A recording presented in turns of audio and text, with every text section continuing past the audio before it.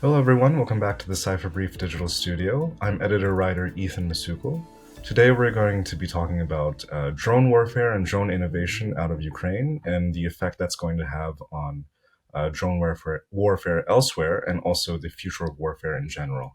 And joining me to talk about that is Samuel Bendet. He's adjunct senior fellow at the Technology and National Security Program at the Center for a New American Security.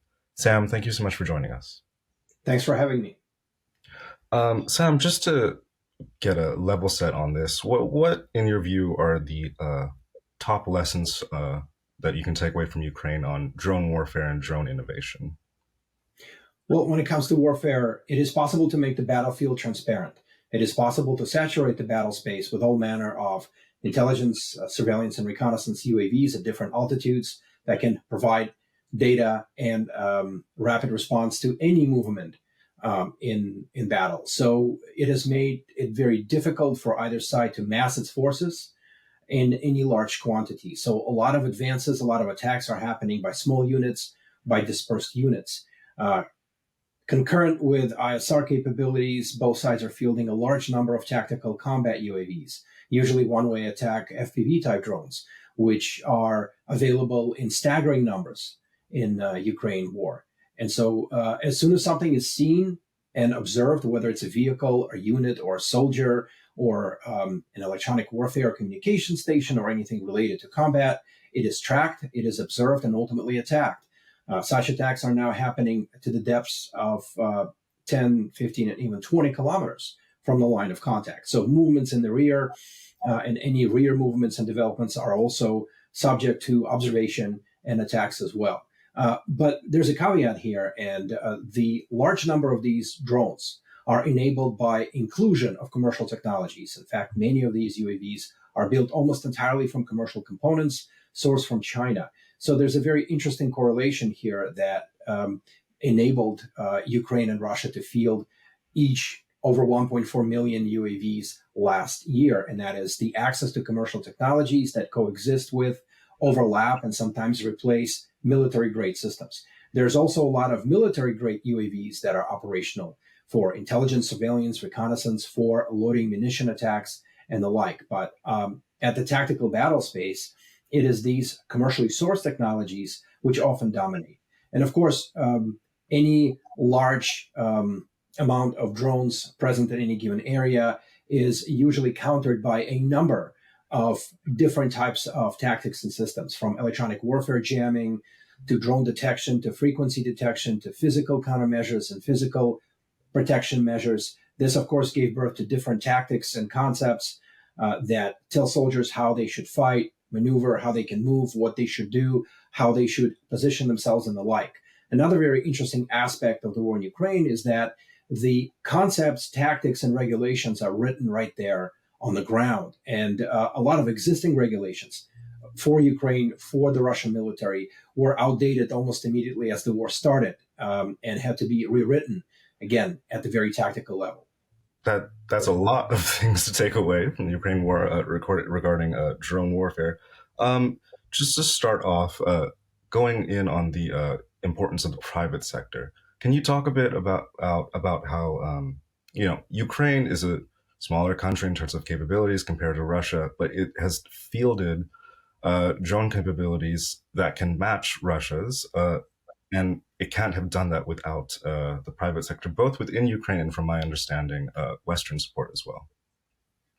Absolutely. When the war started, and once the battlefield became positional in one form or another in 2022, once large scale movements of soldiers and equipment became very difficult, once the battlefield in Ukraine was reminiscent of World War I trench warfare, that's when both sides quickly discovered that they actually lack a key tactical capability, and that is a tactical drone for surveillance and for combat. Both sides before the war were working on the range of uh, long range, mid range, and short range UAVs. A lot of these developments came from the military industrial sector. Some of these developments, like in Ukraine, were actually proposed by volunteers who started observing the need for this capability beginning in 2014 and 2015. But really, it is in 2022 that it became apparent that there's a gap, there's a tactical gap that could be, or should be rather, filled with a short-range drone for a range of options. And neither military actually fielded such a UAV in any significant numbers. And so that's when the volunteers, the startup communities on both sides, and of course in Ukraine first, because Ukraine is the first mover in this war when it comes to many drone-related developments, a lot of volunteers stepped up and started delivering commercial drones, such as Chinese-made DJI Mavic and Matrix series, which are now ubiquitous and still irreplaceable in many sections of the front. That's when volunteers and startup communities started manufacturing tactical drones for Ukrainian soldiers to use, for Russian soldiers to use later on, as well as the Russian volunteer and startup community stepped in to fill the gap as well. So it is this vast ecosystem of volunteers and private sector enterprises that literally gave birth to a private sector defense industrial complex, something that didn't exist in Ukraine before, something that certainly did not exist in Russia as well. So a lot of these volunteers, a lot of these private level efforts, anywhere from one individual to groups of individuals, people who are funded by private sector donations, people who can get funding from regional governments or even federal governments on either side of this war, they started buying components, assembling drones, sending drones. They started 3D printing parts for these drones. They started manufacturing tactical level electronic warfare and counter UAV systems. In fact, when it comes to Russian electronic warfare, the truly tactical level systems, which are now used by soldiers on vehicles in trenches, practically did not exist.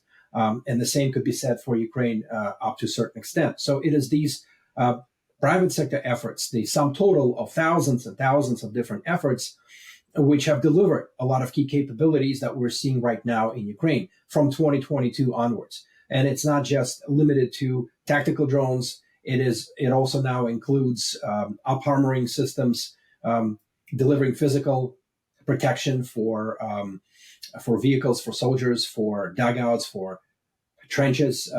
It is assembling and delivering a range of counter-UAS jamming systems, assembling drone signal repeaters, and anything and everything that's related to drone combat right now. So Ukraine was able to tap into this groundswell of activity. It established organizations that serve as intermediaries between these private sector efforts, some of which have never worked in the military space before, and the military proper, so that a lot of these technologies could be field tested by the military for selection into mass scale application across the front. And so there are different organizations that enable that. The most famous in Ukraine is Brave One, right, which is facilitating the development and fielding and acquisition of tactical drones, counter UAS systems, unmanned ground vehicles, and even unmanned surface vehicles. Russia followed suit. It also launched its own accelerators, but the picture is rather messy on the Russian side. There's still a lot of problems in how the volunteers and the private sector can engage with the military.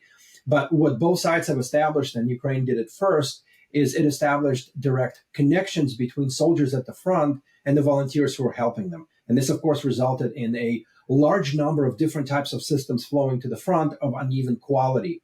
So some units, some soldiers are better equipped than others, sometimes even right next to them. And this is a problem for both sides. It is more of a issue for the Russian military right now.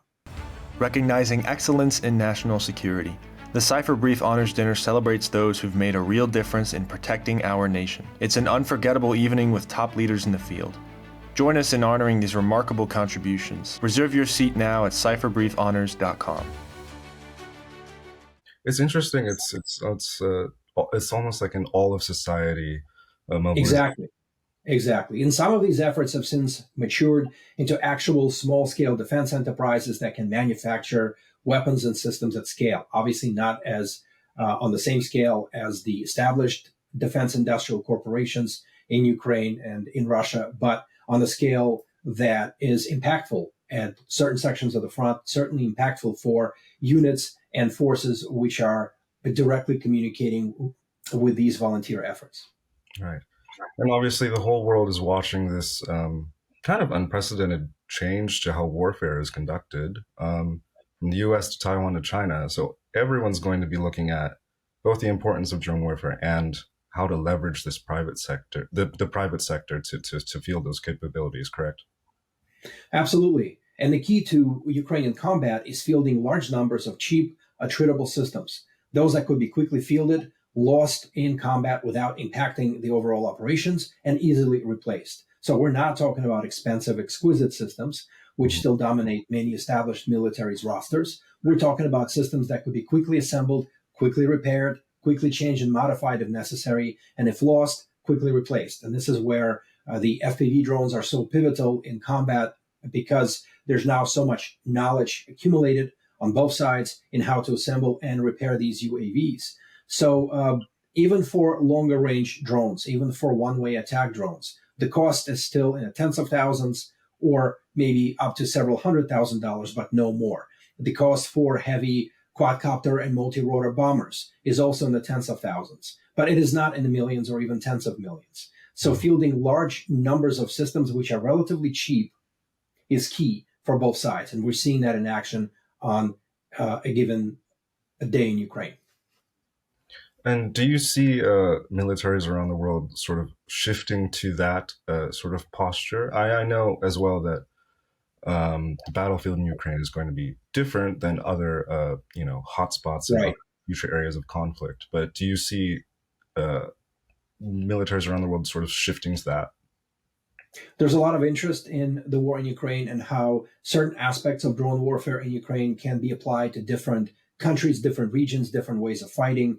So, for example, for the Indo-Pacific region, United States, Taiwan, and other countries, and China proper, are looking at how long-range one-way attack drones can be fielded in large numbers. We're certainly seeing that in Ukraine combat as Ukraine is launching drones into Russian territory that can fly well over 1,000 kilometers. Nations like Iran were actually the first movers in launching cheap, attritable loitering munitions that Russia borrowed for itself and is now sort of manufacturing under the Russian name of Gerain.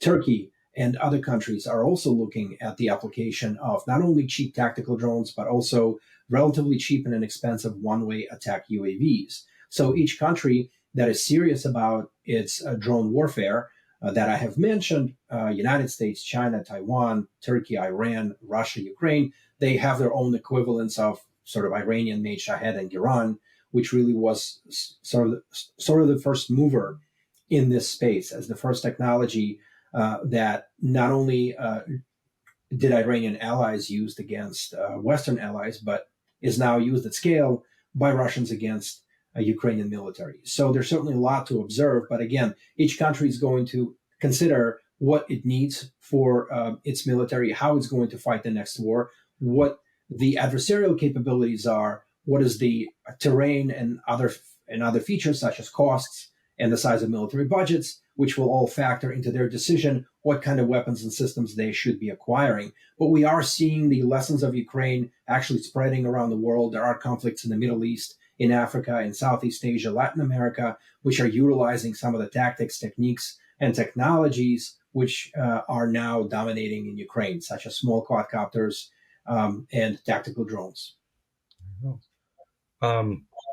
Sam, do you have any final thoughts on future of drone warfare and where all of this is going? Well, in Ukraine proper, warfare is evolving very rapidly. Both sides are in a technological race, and their ability to develop a system, to test the system, and to acquire a system has shrunk from years before this specific phase of the conflict between Russia and Ukraine to months and sometimes weeks and sometimes even days. So rapid innovation, rapid iteration at the tactical edge is going to be very important as adversaries can actually field a number of systems and tactics that can counter whatever advantage was perceived as important before the conflict started. So the ability for soldiers to iterate and innovate at the tactical edge is going to become essential, but each military is going to look at its own way of waging war and its own needs and requirements for a future drone force. We'll leave the conversation there. Sam, thank you so much for joining us here at the Cipher Brief. Thank you.